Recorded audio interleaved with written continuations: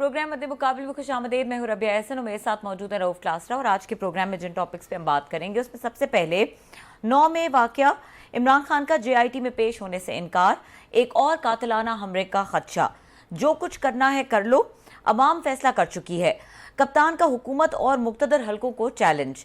दूसरी जानिब वज़ीर आज़म ने इमरान खान से मुज़ाकरात से इनकार कर दिया। क्या हुकूमत ने इमरान खान के खिलाफ आर्मी एक्ट के तहत कार्रवाई का फैसला कर लिया है? इसके अलावा बात करेंगे तहरीक इंसाफ की टूट फूट, तरीन अपना काम दिखाने को तैयार, पार्टी की तश्कील के लिए कोशिशें तेज, पार्टी छोड़ने वाला अरकान से मुलाकातें, पार्टी को खैरबाद कहने वालों को हाथों हाथ लेने के लिए आसिफ अली जरदारी, जहांगीर तरीन और चौधरी शुजात में मुकाबला सख्त। क्या पंजाब में हुकूमत काफ लीग और तरीन ग्रुप के साथ सीट एडजस्टमेंट करेगी? इसके अलावा बात करेंगे वफाकी हुकूमत ने ऑडियो लीक्स कमीशन के खिलाफ समाअत करने वाले बेंच पर इतराज उठा दिया। वफाकी हुकूमत का चीफ जस्टिस उमर अता बंदयाल पर कोड ऑफ कॉन्डक्ट की संगीन खिलाफ वर्जी का इल्जाम। क्या वफाकी हुकूमत की दरखास्त मुस्तरद होने की सूरत में कोड ऑफ कॉन्डक्ट की खिलाफ वर्जी की बुनियाद पर सदारती रेफरेंस दायर किया जाएगा? इसके अलावा बात करेंगे चेयरमैन नैब पेश न हुए, पब्लिक अकाउंट्स कमेटी का डेप्यूटी चेयरमैन को सुनने से इनकार, नैब के ड्रॉप केसेस पर होने वाले अखराजात की तफसीलात तलब। आज PSC में क्या हुआ, इसकी जो एक्सक्लूसिव डिटेल्स हैं वो आपके साथ शेयर करेंगे। और हमारे साथ मौजूद होंगे सीनियर एंकर पर्सन तजिया का मुनीफ फारूक साहब, जो कुछ देर में हमें ज्वाइन करेंगे। जो उनसे होने वाली बातें वो क्लास साहब सियासत, जो सियासी मामलात हैं उससे रिलेटेड तो हैं, लेकिन सिंस ही इज़ रेलिवेंट और आज हुकूमत ने एतराज़ उठाया है इस बेंच पर, तो ये एक अब बहुत सारी इसमें बातें हैं और बहुत सारी चीज़ें हैं जो इसके साथ कनेक्टेड भी हैं। तो अब मुनीफ फारूक साहब इस पे बताएंगे, आपको क्या लगता है कि ये जो एतराज़ उठाया गया है और जिस तरह की बातें की गई हैं कोड ऑफ कॉन्डक्ट को लेकर, चीफ जस्टिस खुद को एंटरटेन करेंगे, खुद को अलग करेंगे इससे, और बाकी जजेस पे भी एतराज़ है? बड़ा ये मुश्किल सवाल है, मस्त है, it's a very tough question. बल्कि बेहतर होगा मुनीफ फारूक साहब जो है ना वो, क्योंकि उनका लॉ है, वो बैरिस्टर हैं, लॉ को जानते हैं, इस वन ऑफ द मस्त है, लोगों को अपनी राय होती है, ब्यूटीफुल कमेंट्री करते हैं, लॉ को समझते हैं, पॉलिटिक्स को समझते हैं, अपना शो करते हैं। So understand he is in a better position to make a comment. हमको लॉ के उस तरह स्टूडेंट नहीं है, लेकिन के जो इतराज़ात हैं वो किस तरह से हुआ ये है, मेरा ख्याल है कि चीफ जस्टिस साहब ने अपने आप को इस तरफ लेकर गए हैं जो हुकूमत चाहती थी। हुकूमतों के पास ना वो कभी भी किसी भी इंडिपेंडेंट जज या जुडिशरी को कोई हुकूमत बर्दाश्त नहीं करती। लेट्स मतलब डिसाइडेड कि फलां अच्छे थे बुरे थे, ये जजेस पे होता है, सुप्रीम कोर्ट पे होता है कि they will come after you. हुकूमतें आएंगी आपके पीछे आएंगी, वो मीडिया के पीछे भी आएंगी, वो पार्लियामेंट के पीछे भी जाएंगी, वो आपके जुडिशरी के पीछे भी जाएंगी। जो भी वॉच डॉग होगा ना, जो हुकूमतों को आगे रोकने की कोशिश करेगा ज्यादतियों से, अब्यूज से, करप्शन से, इरेगुलरिटी से, बैक गवर्नेंस से, हुकूमतें उनकी दुश्मन है, ये समझ लें, कोई भी होगा। सो ये जुडिशरी पे है या मीडिया पे है, दूसरे लफ्जों में आपने अपना कंडक्ट, अपने आप को कितना आपने वो रखना है कि आप पे हमले ना हो सके। सो चीफ जस्टिस साहब ने जो मेरा ख्याल है बहुत सारी चीजें अपने लिए छोड़ी, उससे हुकूमत को मौका मिला है। वो लाइक इट और नॉट, बड़ी एहतराम के साथ, और मैं बार बार एक बात कहता रहता हूँ कि चीफ जस्टिस साहब जो है ना, उनकी एक चीज़ अच्छी है, बाकी चीज़ें छोड़ दें कि कम से कम उन्हें तौहीन अदालत के केसेस नहीं चलाए। अदरवाइज यहाँ पे दर्जनों के हिसाब से होनी चाहिए, जितनी मीडिया में उन पर क्रिटिसिज्म हुई है, उन पर पार्लियामेंट में हुई है, पार्लियामेंट के बाहर हुई है, तकरीरें हुई है, सब कुछ हुआ है। तो लेकिन उन्होंने आके रेस्ट्रेंट का मुजाहरा किया है, लेकिन अपने हाउस को वो इकट्ठा नहीं रख सके। एक chief justice is like a fatherly figure for any family. 15 जजेस हैं आपके पास, 13 भी हैं, तो वो जो जस्टिस जिसकी उम्मीद की जाती थी आपसे कि फेयर प्ले की, लेवल प्लेइंग फील्ड की, चीफ जस्टिस साहब मेरा ख्याल है उस बात से वो शायद उनसे नहीं हो सका। और जो इनसाइडर जॉब होता है, जो बाहर वाले लोगों को, तो किसी फैमिली को तोड़ना हो अगर आपने, या किसी मुल्क को खुदा ना खास्ता, या किसी, तो आप वहाँ से इनसाइडर लोगों की मदद लेते हैं। यहाँ पे भी वही हमने देखा है कि आपके जो अपने ही ये फेलो ब्रदर जजेस थे, आपने जिस तरीके का उनको ट्रीटमेंट किया, मसलन आज काजी फैजी साहब की, चलो वहाँ से ले लेते हैं जो चीज़ें आ रही हैं। अब काजी फैजी साहब पे पाबंदी लगा दी थी फेलो जजेस ने कि आप इमरान खान का केस नहीं सुन सकते। आज वही पाबंदी हुकूमत चाह रही है, किन के लिए? इनके उमर अता बंदयाल साहब के लिए, आपको अगर याद हो। अब जरा देख रहे कारमा, जो मैं बार बार कहता रहता हूँ, मैं उसमें किया था कि अब आप उसको कारमा देखेंगे, आपने उनको बैन कर दिया था कि आप इनका केस नहीं सुन सकते, इमरान खान का, काजी फैजी साहब का। इन्हीं सुप्रीम कोर्ट ने किया ना, सीनियर जज थे, वो माना गया कि खान साहब ने कहा होगा जी बैसेज हैं, वो भी हैं मेरे खिलाफ। अब सेम अब आपके साथ हो रहा है। हुकूमत कह रही है क्योंकि जनाब ये तो आपकी फैमिली से रिलेटेड है, कन्फ्लिक्ट ऑफ इंटरेस्ट हैं, इसमें जजेस के ऑडियोज हैं, आपके लोग हैं, तो आप अपने ही इस मुकदमे पे आप कैसे जज बैठ सकती हैं। अब जो कल उमर अता बंदयाल साहब उनकी फैमिली के केसेस सुन रहे थे, उसमें भी ऑडियो थी, उसमें भी यही आपको याद होगा, उनकी मिसेज की, बच्चों की, दीगर चीज़ों की टैपिंग हो रही है, हैरासमेंट हो रही है। सेम अब इनकी फैमिली के भी आ गए। उस वक्त ये उनको वो कर रहे थे उनको फिक्स कर रहे थे इनको काजी फैज़ ईसा साहब को। अब काजी फैज़ ईसा साहब को कहा गया कि अब आप इन मामलात को देखें। सो हुकूमत ने बड़ी खूबसूरती से बेंचेस को तकसीम कर दिया, बैलेंसिंग एक्ट चल रहा है, उन्होंने जुडिशरी को तकसीम करके रख दिया। और ये चीज़ें किसी हुकूमत के लिए खूबसूरत वो होती हैं, it's a beautiful scenario for any government कि जजेस एक दूसरे से लड़ रहे हैं। उसका जजेस के लड़ने का क्या नुकसान होते हैं आपको? एक तो हुकूमत आराम से मजे से हुकूमत करती है, उनको कोई रोक नहीं सकते, वो ह्यूमन राइट्स अब्यूजेस हो, वो करप्शन हो, बैड गवर्नेंस हो। दूसरी तरफ इमरान खान साहब क्या कह रहे हैं, आपने सुना होगा, वो ये कह रहे हैं जुडिशरी से जो मुझे उम्मीदें थी पूरी नहीं हो रही। अच्छा, उन्होंने भी सारा बोझ जुडिशरी पर डाल दिया था कि फील्ड में मैं जो कुछ करता रहा जुडिशरी मुझे बेल आउट करती रहे। अच्छा, जुडिशरी ने किया भी सही, बल्कि जुडिशरी ने इनको बहुत बड़ा मौका दिया था। उसकी वजह से ही तो मेरे ख्याल से मामला ज्यादा खराब हुए। उससे खराब हुआ ना कि उनको मौका मिला हुकूमत को ये प्रोपेगेट करने का कि देखें जी कि इमरान खान साहब वाली लड़ाई, वो झगड़ा दंगा करते हैं उनके लोग जो हैं, और आते हैं जमानतें करा के चले जाते हैं और फिर जाके बुली करते हैं, थ्रेट करते हैं। इमरान खान साहब को बड़ा खूबसूरत मौका दिया था इन्होंने, उमर अता बंदियाल साहब ने अपनी क्रेडिबिलिटी पे हिट लेके, तनकीद लेके, जब इन्होंने उनको बेल आउट किया, उनको रिहा किया, और प्रोटोकॉल के साथ। इतना प्रोटोकॉल हिस्ट्री में नहीं मिला।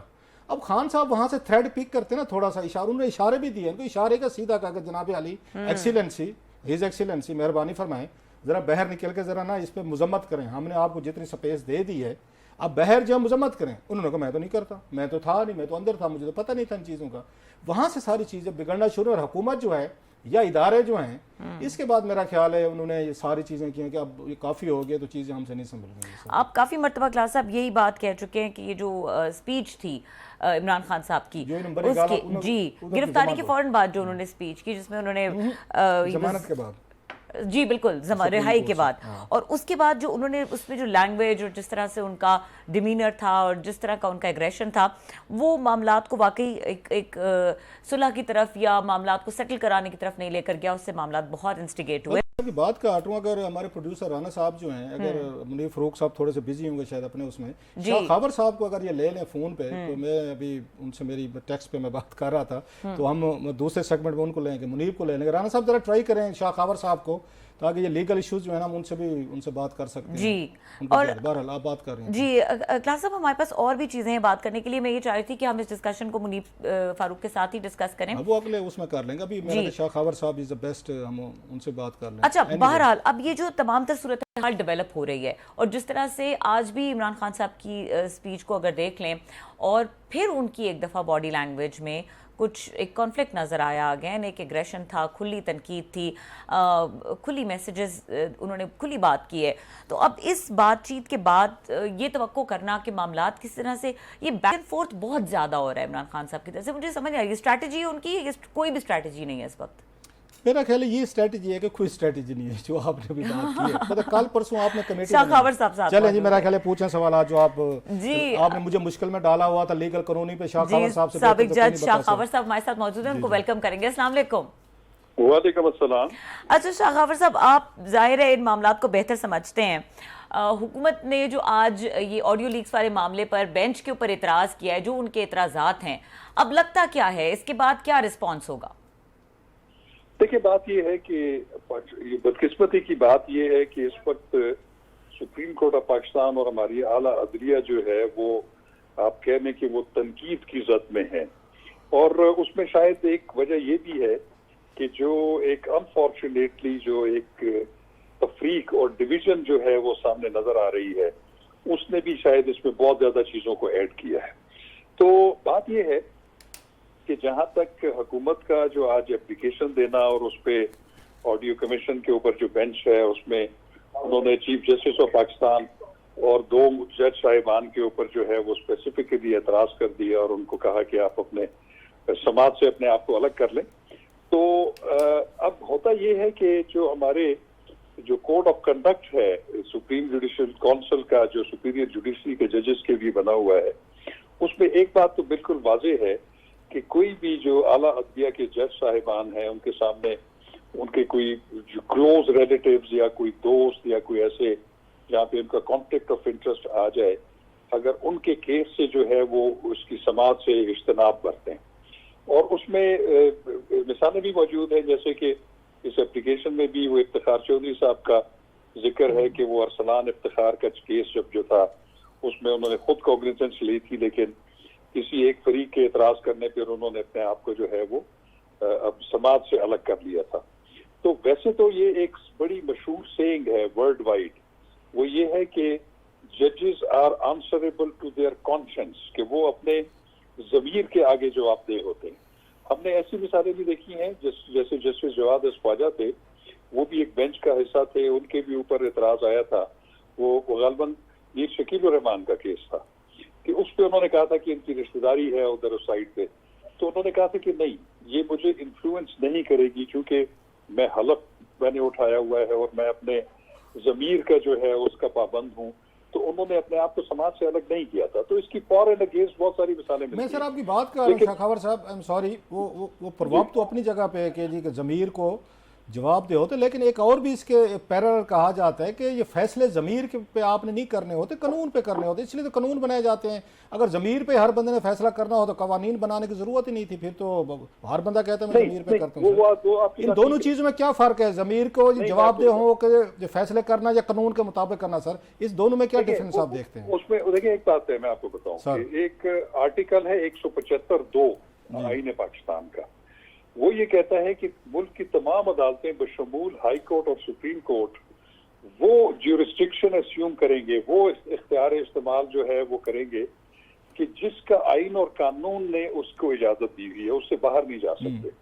तो कानून और आइन के तहत तो वो बिल्कुल बाउंड है कि वो उससे तो बाहर नहीं जाना। लेकिन जहां पर कहीं पे जानिबदारी का एक आंसर सामने आ जाए, जिसको हम बायस भी कहते हैं, कि अगर ये चीज पेश नजर आ जाए किसी भी जज साहब के पास, चाहे वो सिविल जज हो, चाहे वो डिस्ट्रिक्ट जज हो, हाई कोर्ट के जज हो या सुप्रीम कोर्ट के जज हो, जब उन पे कोई एक फरीक बिल्कुल खुले आम एतराज कर दे, तो फिर मैं समझता हूँ कि प्रोप्राइटी डिमांड ये करती है कि फिर उस पे वो जज साहब जो है वो समाज से जो है इज्तनाब बरतें। तो अब मैं ये समझता हूँ कि अब ये जो चीफ जस्टिस के ऊपर और 2 जज साहिबान के ऊपर भी जो एतराज हुआ, उसके पीछे गालिबन गवर्नमेंट का ये जो है मौकफ ये है कि ये जज साहिबान जो हैं वो उनके खिलाफ फैसलों में जो है वो जो बेंच का हिस्सा रहे हैं। हालांकि मैं इसको उस तरह नहीं समझता, क्योंकि इसी बेंच ने आपने देखा होगा कि कासिम सूरी वाली जो जजमेंट थी, वो जो उन्होंने वोट ऑफ नो कॉन्फिडेंस को जो है वो उसको स्ट्राइक डाउन किया था, उसको भी इन्हीं जज साहिबान में से जो थे उस बेंच के मेंबर थे जिन्होंने उसको सेट असाइड किया था।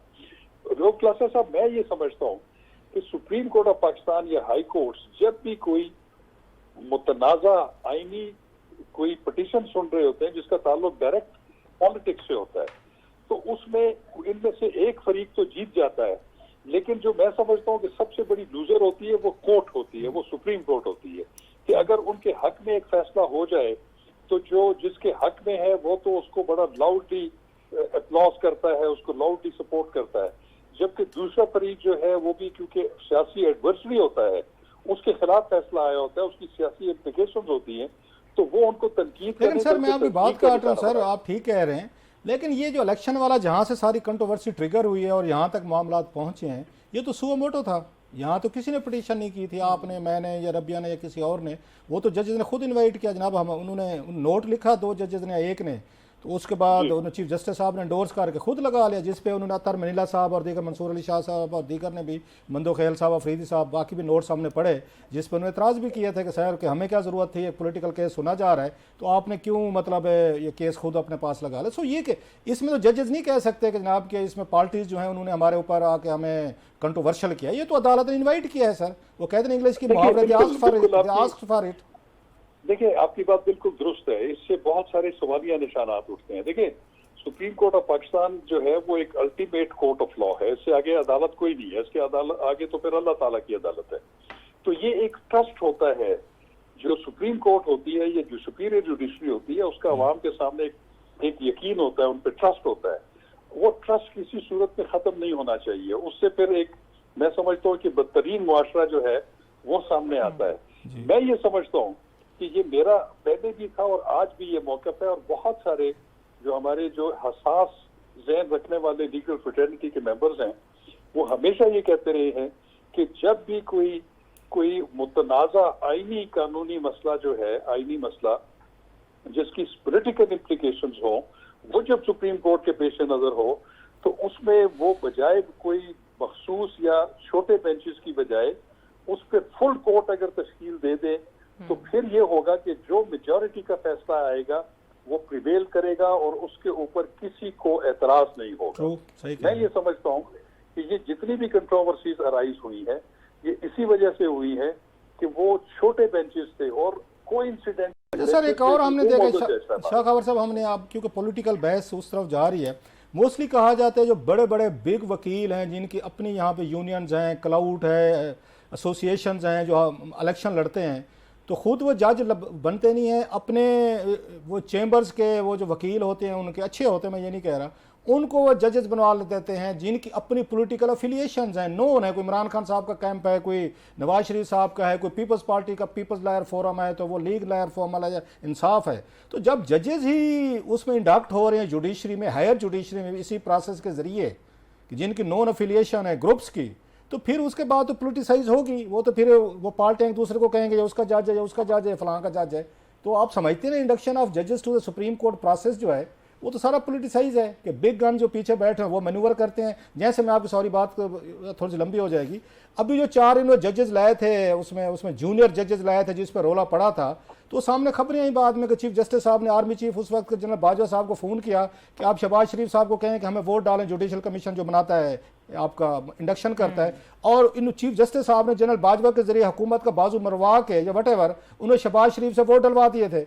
तो ये तो सारी पॉलिटिक्स तो खेली जा रही होती है वहाँ पे, तो कौन सा मेरिट, कौन सी फिर नॉन पॉलिटिकल वो चीज़ें। जब आप आर्मी चीफ को फ़ोन करवा के अपने हक में हुकूमत से वोट डलवाएंगे तो पॉलिटिक्स इज देयर सर, तो फिर तो पावर पॉलिटिक्स है, इंसाफ तो फिर क्या कहें फिर अब मैं सर क्या कह सकता हूँ। देखिए रोकलासा साहब, आपने जो बात की ये वाकई ये हकीकत है और ये अफसोसनाक बात है सर। अब बात ये है कि जो जजेस, सुपीरियर कोर्ट के जजेस का जो इंतखाब होता है वो तो आपको पता है कि जुडिशल कमीशन ऑफ पाकिस्तान करता है और उसमें जो मेजॉरिटी मेंबर्स हैं वो जुडिशल साइड के हैं जी।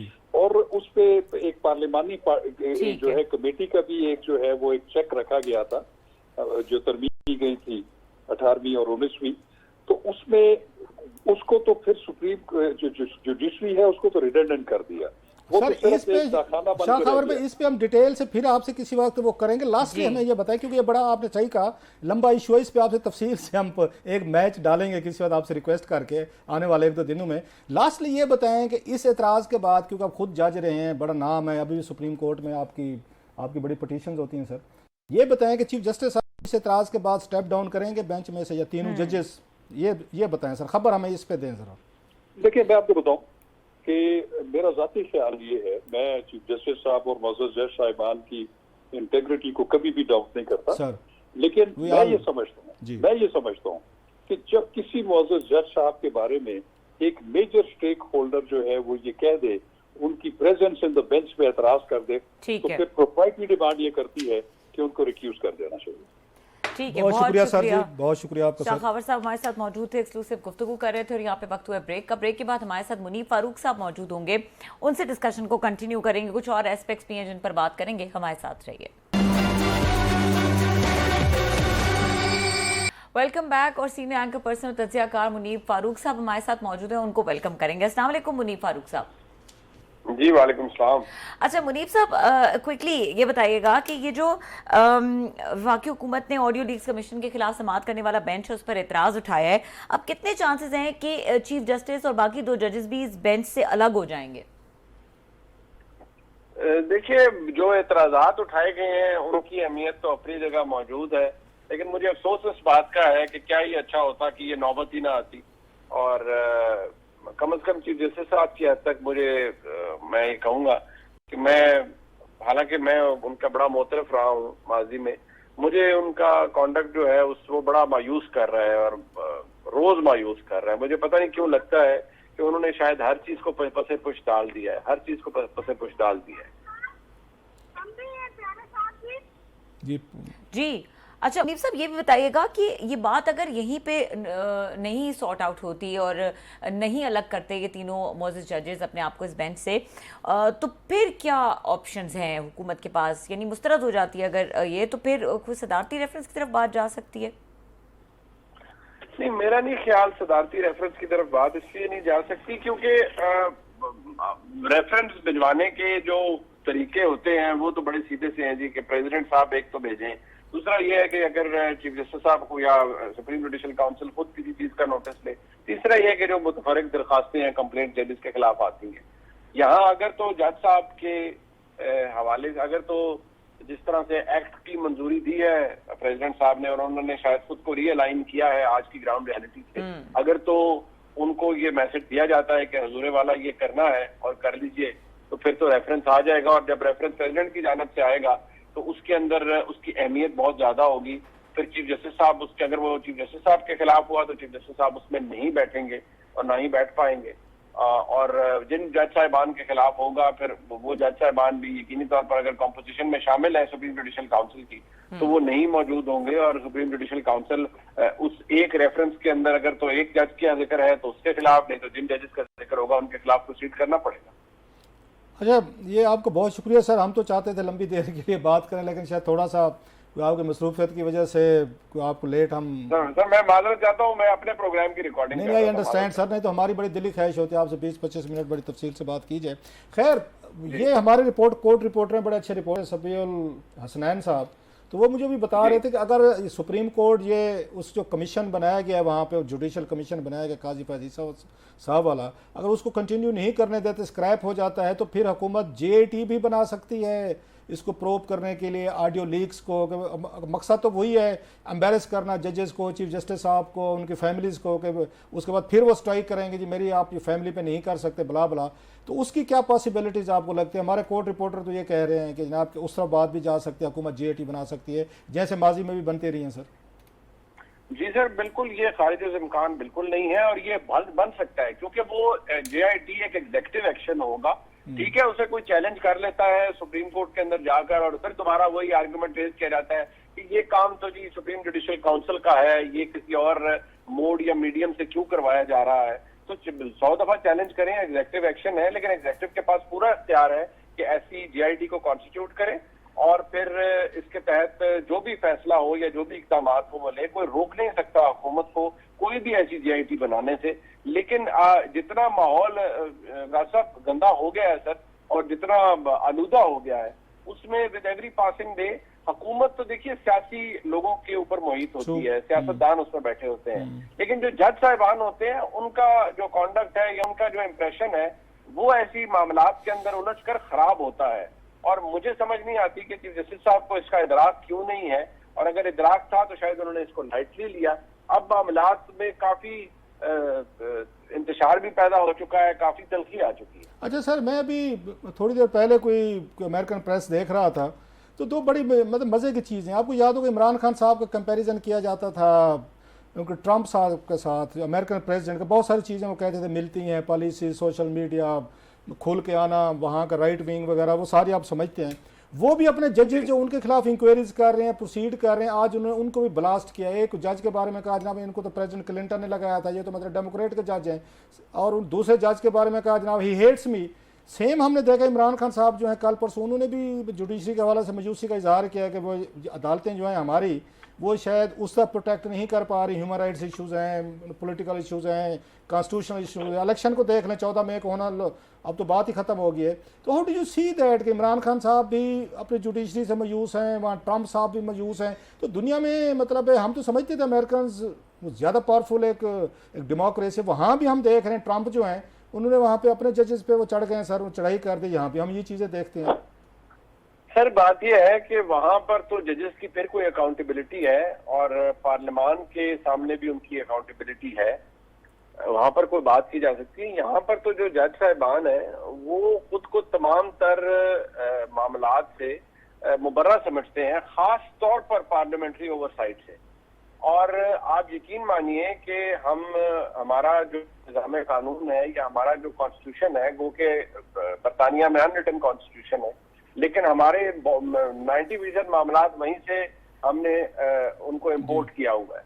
वहां पर पार्लियामान के अंदर पास इख्तियार है कि जज को अगर उसका गुड बिहेवियर नहीं है तो joint address to the parliament करके बोथ हाउसेस का उसको घर भेजा जा सकता है। पहले क्वीन कर सकती थी, उसके बाद सेटलमेंट एक्ट आया, उसके जरिए ये इख्तियार पार्लियामान को दिया गया कि आप जज को भी घर भेज सकते हैं। और I am talking about the जजेस ऑफ द हायर कोर्ट्स। ये पाकिस्तान के अंदर नहीं है।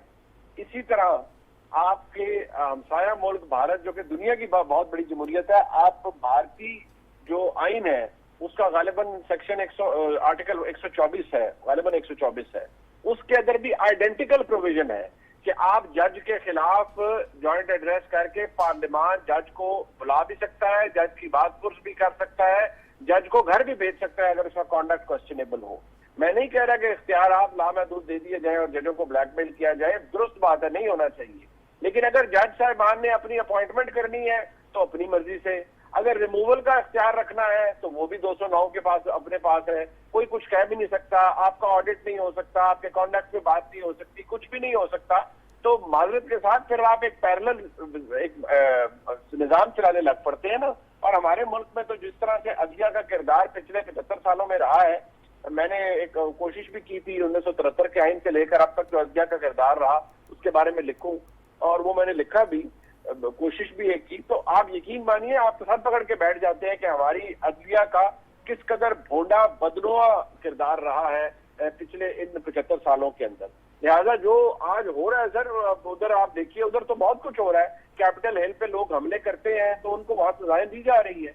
यहाँ सरकारी अमलाक पे नुकसान होता है तो, या फौजी तनसीबात जली है तो जो गरीब आदमी है वो तो रगड़े में आ गया, वो तो हैंड ओवर भी हो गया मिलिट्री एक्ट के नीचे, उसका ट्रायल भी होगा। लेकिन अगर कोई ताकतवर आदमी है तो उसके हवाले से अभी भी शायद सोचा जाएगा।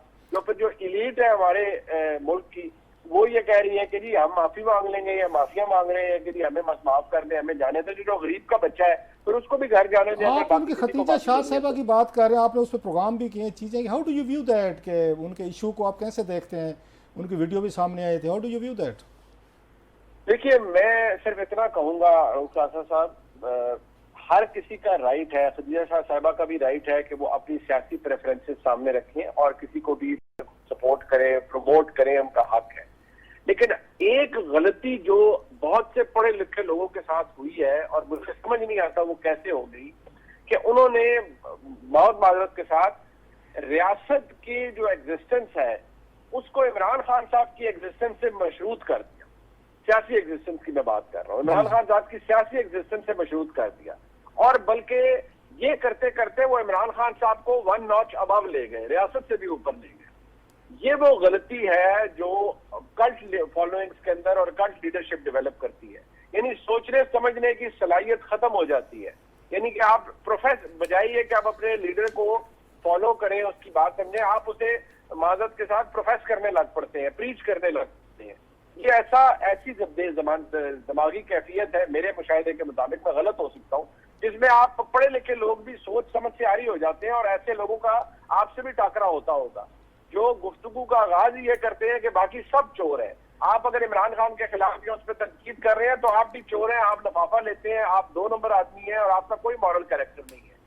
अगर ये सोच परवान चढ़ती रही तो देखिए, आज मैं फिर कहूंगा, मेरे बहुत से दोस्त जो हैं पाकिस्तान के सिक्योरिटी एस्टेब्लिशमेंट के अंदर, अब वो बुरा नहीं मानते, वो भी तनकीद सुनते हैं। मैं उन्हें कहता हूं कि रियासत पे तो हमला 2014 में भी हुआ था, उस वक्त रियासत ब्लीड नहीं की। आपने एक ISPR से बयान दर्ज किया कि इदारे रियासत की अलामत है, लेकिन हमले हुए लेकिन किसी ने कुछ नहीं किया। PTV पे हमला हुआ, किसी ने कुछ नहीं किया। पार्लियामेंट पे हमला हुआ, किसी ने कुछ नहीं किया।